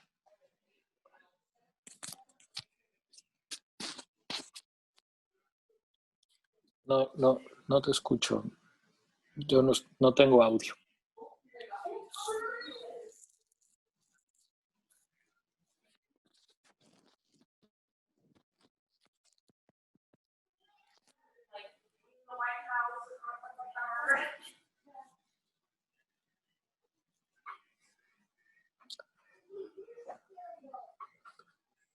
Si quieres, yo puedo seguir comentando para la gente que está oyendo que hoy el fútbol de playa, si no juegas utilizando a todos los jugadores del plantel, pierdes una ventaja que te da el reglamento. A mí a veces cuestiono, me gustaría ver qué sucedería en el fútbol 11 si hubiera cambios ilimitados, como sucede en el básquetbol, ¿no? Como sucede en el futsal, en donde tú puedes usar, creo que ahí ya te oigo, puedes usar y mover y cambiar y atacar y defender a tu gusto usando los jugadores que tienes en el plantel.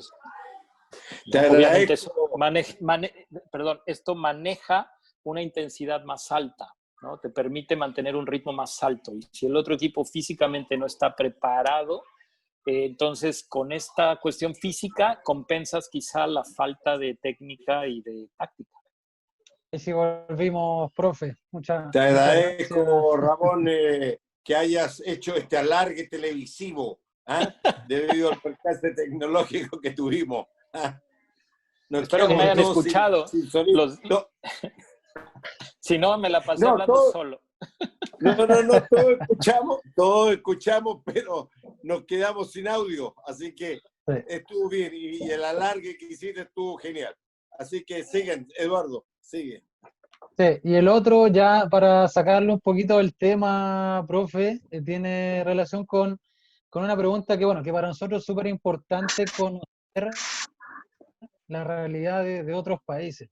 ¿Cómo se desarrolla el fútbol playa en México? Es tristísimo. ¿Qué puede estar haciendo la federación? ¿Alguna liga, campeonato escolar? No sé, hubo un cambio de administración, por eso también mi salida. Yo no sé cómo venga para adelante, creo que no pinta bien, ¿no? Hay una reducción en los presupuestos hasta donde yo me quedé. No sé, a lo mejor ahora con mi salida empieza a haber más interés de parte de la directiva. La realidad es que tengo que hablar en primera persona. Para mí fue una lucha constante, ¿no? La ventaja de haber regresado de una Copa del Mundo en donde México no quería ni participar y haber regresado con una medalla de FIFA me permitió ir ganando espacios y ganando terreno, ir creciendo en apoyos hasta terminar formando parte de la estructura de selecciones nacionales.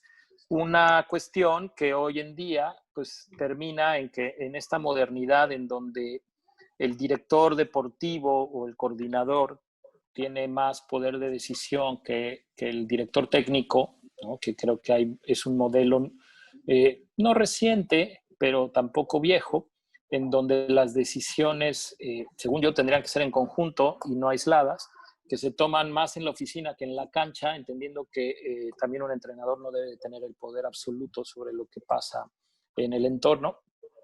La realidad es que en México nunca hubo un torneo.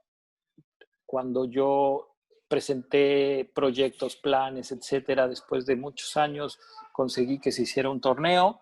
La federación decidió dárselo a una tercera parte que buscaba hacer negocio, que en ningún momento se acercaron conmigo, que designó a un exjugador para que hiciera el torneo y él, pues sin conocimiento de cómo estaba o de cuáles eran las necesidades de la selección, hizo un evento en donde invitó a exfutbolistas, lo cual hoy en día en el fútbol de playa pues ya no sirve de nada, ¿no? A menos que lo que quieras es pues, que venga gente a ver al exfutbolista, ¿no? Vinieron exfutbolistas que en lugar de jugar fútbol de playa bailaban con las porristas y cosas así, y entonces todo ese esfuerzo en un solo torneo se vino abajo porque la gente que puso dinero pues no encontró ni un resultado, no hubo atractivo, no hubo buenas entradas, y entonces ya pues, mataron un proyecto, ¿no? Que tenía que haberse realizado de una manera creo que más seria y más cercana a las necesidades de la selección, que era buscar jugadores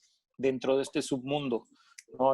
México se nutre de los famosos jugadores talacheros, que son jugadores que fueron o quisieron ser profesionales, que están en edad todavía de seguir jugando. Ahí también, Eduardo, hay otro dato, ¿no? Si tú analizas en el reporte técnico, el promedio de edad de los equipos es elevado. Todos están arriba de 31 años, ¿no? Los equipos importantes. ¿Por qué? Porque todavía es un deporte en donde para volverte especialista necesitas jugarlo muchos años. Va a haber países que pronto van a sufrir porque tendrá que venir un cambio generacional y en ese cambio generacional pues, tiene que venir una adaptación a la competencia internacional. Para los europeos será más fácil, pero igual para países como Chile, ¿no? Que está, si no iniciando, sí es relativamente joven dentro de la modalidad, pues poder aprovechar que muchos de los equipos grandes tienen que hacer una renovación. Creo que es el caso de México.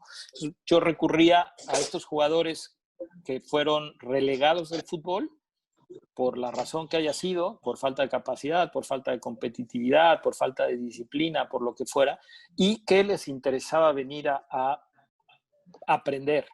Entonces, tristemente, el único desarrollo de la modalidad que existía en México hasta que estuve yo era la gente que trabajaba conmigo. Nadie desarrollaba nada por su cuenta, nadie crecía por sus propios medios o buscaba competir o buscaba... Entonces, eso a mí me limitaba. Por ejemplo, ya para la Copa del Mundo solo tuve 2 porteros trabajando. Entonces, esos 2 porteros se sabían seguros en la lista final y sus actitudes pues ya no son las de un portero que tiene una competencia interna con otros 2 para ver quién va a la Copa del Mundo. Eso, por supuesto, afecta el rendimiento, la disciplina y muchas otras cosas.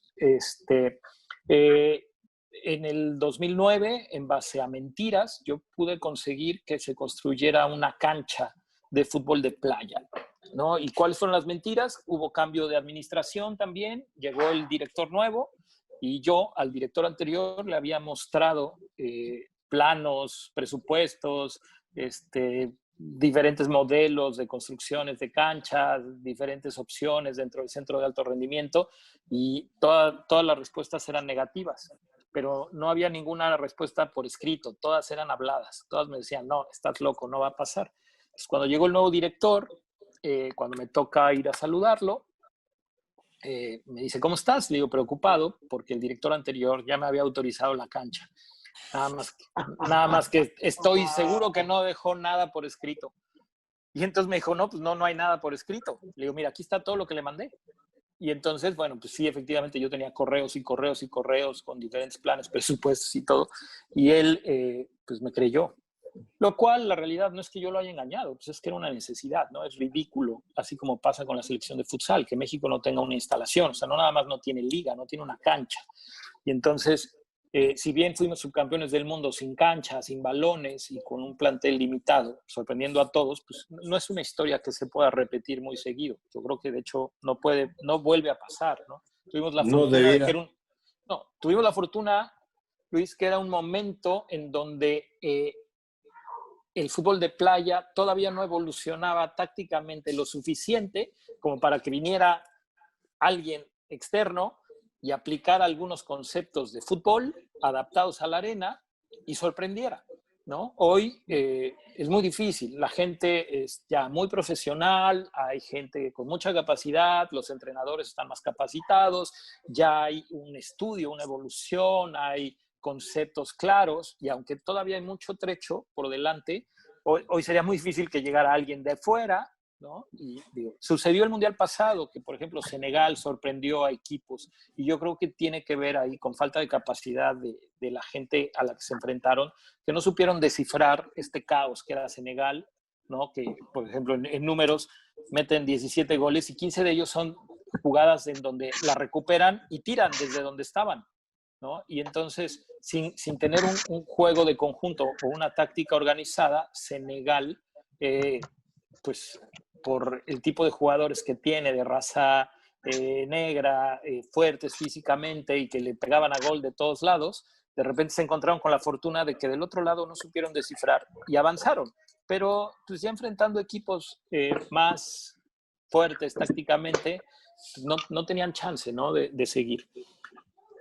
Tristemente, en todos estos años que estuve yo en México, se creció en apoyo para viajar, se creció en la estructura, empezamos a tener un cuerpo técnico completo, acceso a los demás departamentos de selecciones, a todas las áreas interdisciplinarias y pues bueno, eso también nos ayudó a crecer, ¿no? El poder tener experiencias internacionales. En el momento en el que el mundo del fútbol de playa cambia, que Brasil deja de organizar torneos internacionales, que Conmebol empieza a organizar torneos solo con Conmebol, México se queda aislado. A Europa no nos iban a invitar más, a Sudamérica antes nos invitaban, nos dejaron de invitar y el área de CONCACAF no tiene el menor interés de desarrollar absolutamente nada de fútbol de playa, o por lo menos esas fueron las últimas noticias que yo tuve con la gente que estaba en competiciones y con Secretaría General. Y entonces, pues bueno, lo repetía, para poder dominar esta modalidad tienes que pasar muchos minutos en la arena. si México ya no tiene chance de jugar partidos internacionales, probablemente pueda ir a la eliminatoria y clasificar, pero volver a tener resultados importantes en una Copa del Mundo tendrían que juntarse muchos factores y muchos elementos que estadísticamente son poco probables. Claro, uno podría pensar que sin entrenar o con eso podría llegarse a tener una medalla, y no es está lejano, o sea, es una circunstancia muy, muy, muy especial. Claro, incluso para ustedes, ¿no? En CONMEBOL, o sea, la desventaja que tienen de tiempo con Uruguay, con Brasil, con Argentina, que tienen muchos años jugando y compitiendo, aunque yo creo que en esta renovación Uruguay es un equipo viejo, aunque ellos tienen liga y es gente muy competitiva y físicamente son aptos para este deporte. Yo creo que Chile, por lo que yo conocí, por los jugadores que vi, por las veces que me tocó enfrentarlos, o sea, tiene un perfil de futbolista que puede ser bueno y que puede, si se trabaja bien, conseguir resultados importantes que sorprendan primero en CONMEBOL y después, bueno, pues buscar hacerlo ya a nivel mundial. Eso esperamos. Eduardo. No, bueno, son dos preguntitas que yo tenía. Después, bueno, en verdad son muchas las preguntas, pero ojalá tengamos la oportunidad algún día de poder Eduardo, sentarnos y yo te lo conversar. digo aquí enfrente de todos. Tú tienes mis datos, el día que quieras me llamas, por videoconferencia, por audio, por lo que quieras. Yo soy feliz de compartir, toda la vida lo hice contra gente que competía conmigo, ¿no? Cuando yo voy como instructor FIFA, yo, por ejemplo, alguna vez en Guatemala, en Costa Rica, yo les digo, o sea, mi compromiso es, les contesto lo que me pregunten. Y entonces siempre que termino el curso les digo, ya no hay ninguna pregunta más, seguro, porque cierro aquí.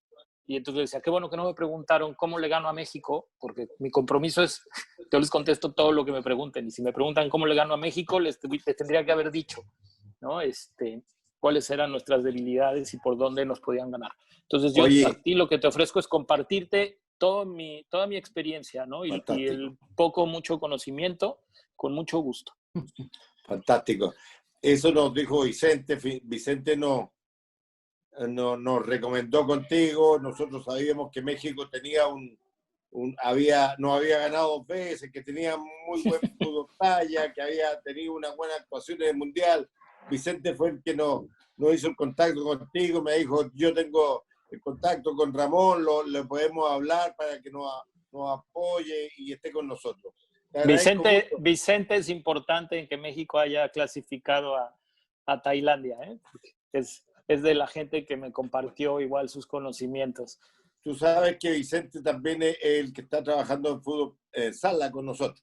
Lo sé, lo tengo muy claro. Veo todo lo que postea. Oye, Camilo, tú, dale. La pregunta de la prensa. Así es, volvemos con las preguntas de la prensa. El primero en preguntar es Diego Sandrino de FIFA, me imagino que lo conoces. Me debe dinero todavía. Qué bueno que a ver si luego le mando mi número de cuenta. Pregunta lo siguiente, Diego. ¿Qué posibilidad hay para la selección de México de que repita el segundo lugar en el Mundial de FIFA de 2007? Me adelanté, vi que estaba ahí, siempre pregunta lo mismo, Diego. No, la verdad es que es alguien a quien aprecio mucho. Yo creo que muy complicado, no por la situación de México, sino, lo decía, es muy difícil hoy la distancia de lo que sucedió en el 2007, que había entre un país nuevo como México y en ese momento las potencias, no era tan lejana como es hoy, ¿no? Uno pensaría, bueno, pero México tiene 13 años jugando fútbol de playa, participando en Copas del Mundo. Sí, pero a veces esos procesos, los jugadores mexicanos llegan con 15, 20 partidos a jugar contra italianos que tienen 300, 400 partidos en su carrera, ¿no? Entonces, muy complicado, ¿no? Hay demasiados países ya en un nivel elevado, los entrenadores están capacitados, o sea, ya hoy lo que yo puedo decir, una de las cosas con las que yo sorprendí era esta incorporación del ala defensiva con un balón largo del portero a la esquina, buscando una diagonal retrasada, que en ese momento yo entendía dentro del fútbol de pasto como el pase más peligroso para atacar. Hoy incluso en el fútbol de pasto, esa línea de fondo diagonal retrasada ni siquiera es la jugada, ¿no? Ya estadísticamente quedó comprobado que no hace falta llegar a la línea de fondo y tirar un centro atrás para hacer goles, ¿no? Hoy ni el Manchester City, ni el Barcelona, ni el Liverpool llegan a línea de fondo, sino se ataca quizá al borde del área, ahí es donde vienen los centros. En ese momento yo sorprendí con esa jugada, que era una idea pues, netamente de fútbol de cancha adaptada, buscando muchos factores, como era desgastar al delantero que seguía tarde, sorprender con superioridad numérica, buscar ese pase que no se daba, ¿no? De una diagonal retrasada que los equipos no estaban acostumbrados a defender, ¿no? Sorprendiendo a equipos que pues, no nos conocían y no nos habían visto. Hoy esa jugada, yo te puedo garantizar que si la hago contra cualquier equipo europeo, es un gol en contra, ¿no? Porque todos saben, todos siguen a tiempo, todos la marcan bien y aunque mi jugador la pueda ganar, si la regresa, se defiende bien y lo que sigue es que ese jugador que no llegó a la marca sea el primer jugador al frente en la transición y aproveche esa superioridad numérica. Hace 13 años no pasaba, hoy cambia. Entonces, yo no veo por dónde podría un equipo nuevo llegar y sorprender jugando algo que no se haya por lo menos intentado ya en el fútbol de playa.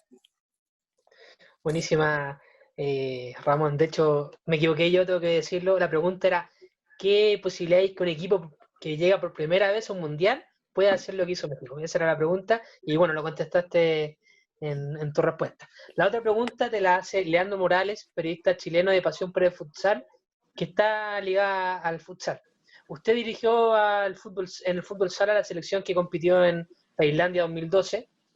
Entonces, en ese sentido, ¿qué cosas del fútbol playa se pueden extraer para llevarla a cabo en el fútbol sala?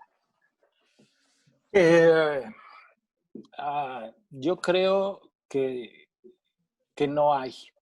Yo creo que el futsal tácticamente está mucho más evolucionado. Creo que el futsal,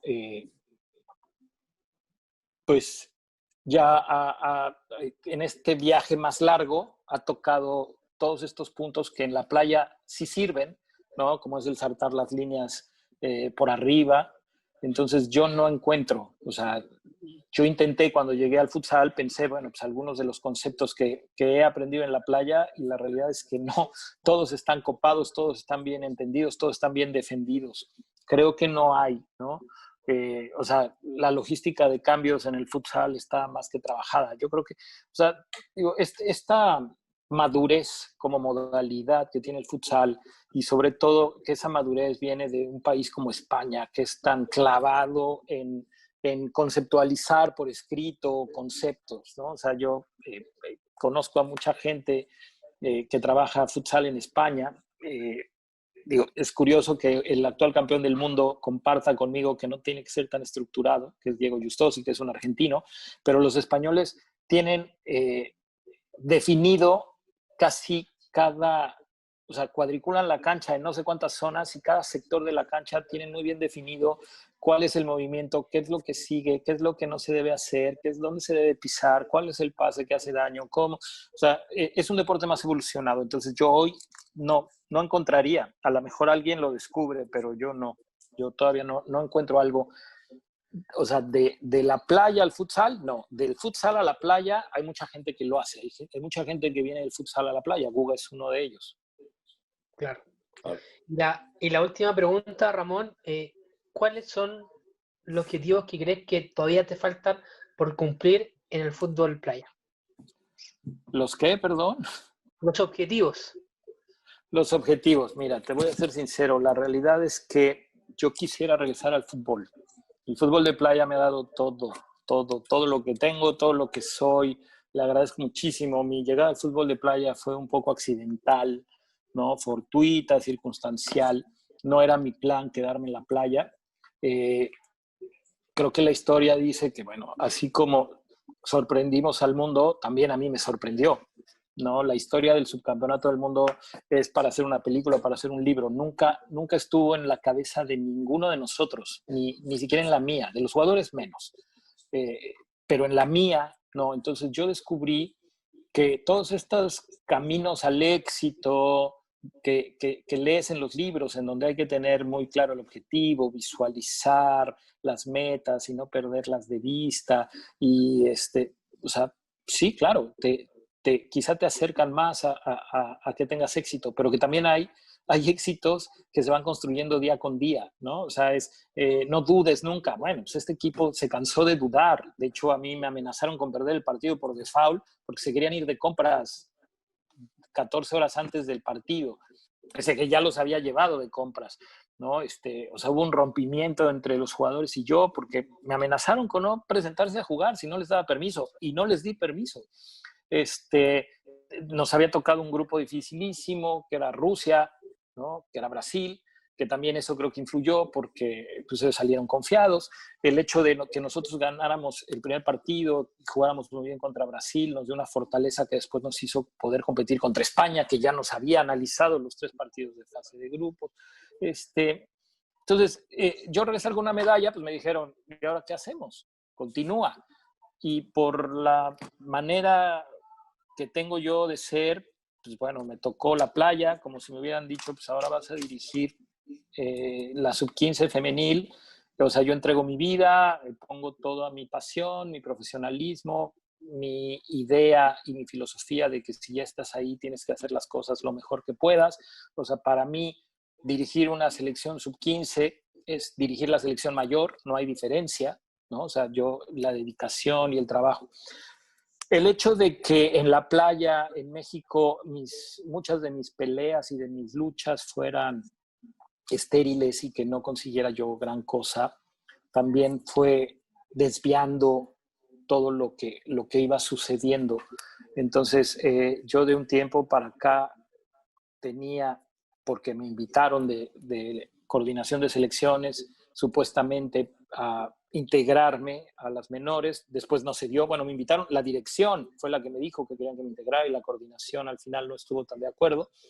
Y entonces ahí yo pues empecé a pensar en dar saltos, en crecer. Yo veo que México es muy difícil que yo pueda tener resultados importantes ya, ¿no? Por esta distancia que hay contra las potencias. Podemos dar chispazos, podemos ganar algún torneo, pero ya un resultado importante en una Copa del Mundo lo veo complicado. Entonces, a mí, o sea, realmente no me gusta ponerme estas metas, sino vivirlas día con día. O sea, yo cuando me preguntaban, ¿para qué está México? ¿A qué te comprometes? ¿Qué podemos esperar? Yo lo que decía es, o sea, que México llegue lo más alto que pueda, que dé su máximo esfuerzo y hasta donde nos alcance.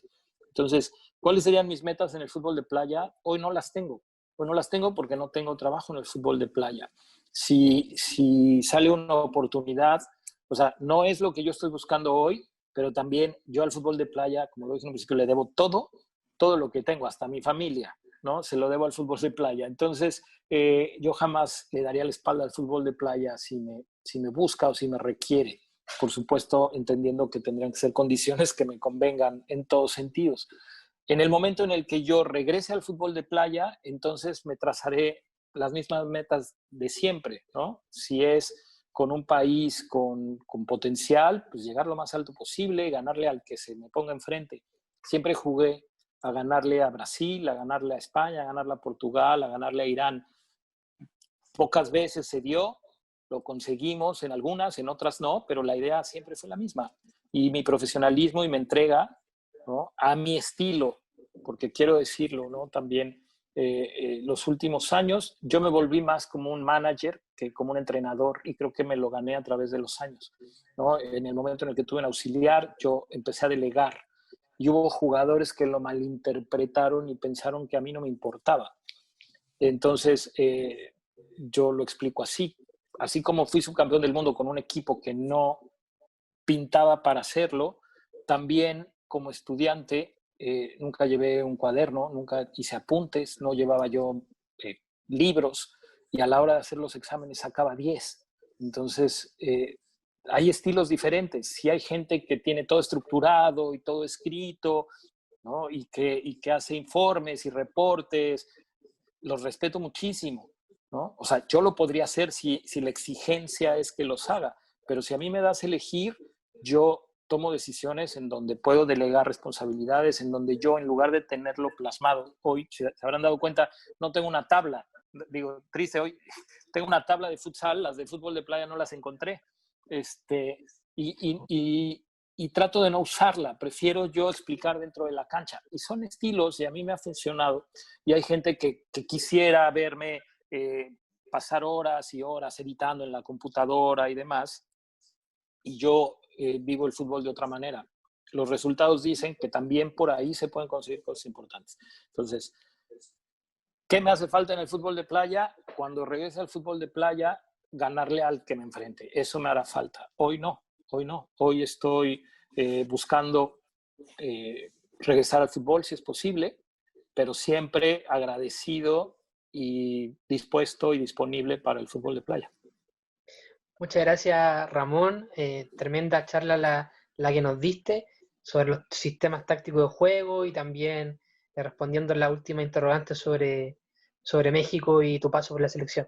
Te dejo acá con Luis Alberto Ramírez, quien te va a dar las palabras de cierre de esta charla.